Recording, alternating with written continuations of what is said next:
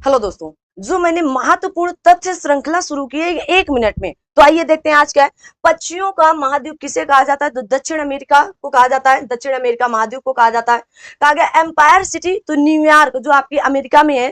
कहा गया पूर्वी समुद्री की स्वामिनी किसे कहा जाता है? श्रीलंका को कहा जाता है। स्वर्णिम पैगोडा का देश किसे कहा जाता है? म्यांमार को कहा जाता है। नील नदी का वरदान किसे कहा जाता है? मिस्र को कहा जाता है।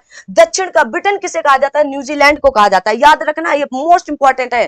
कहा गया विश्व की रोटी का कटोरा, तो प्रेरीज जो आपकी उत्तरी अमेरिका महाद्वीप में है। कहा गया गोरों की कब्र किसे कहा जाता है? तो गिनी तट को कहा जाता है। कहा गया एमराल्ड द्वीप कहां पर किसे कहा जाता है? तो आयरलैंड को कहा जाता है। कहा गया पिल्स ऑफ, कहा गया हरक्यूलिस आपके जिब्राल्टर को कहा जाता है। जिब्राल्टर जल संधि को कहा जाता है। लिली का देश किसे कहा जाता है? कनाडा को कहा जाता है। मोस्ट इंपॉर्टेंट है, याद कर लो। हाथियों का देश किसे कहा जाता है? लाओस को कहा जाता है। ये 1 मिनट की श्रृंखला आपके लिए बड़ी महत्वपूर्ण होने वाली। चैनल को सब्सक्राइब नहीं किया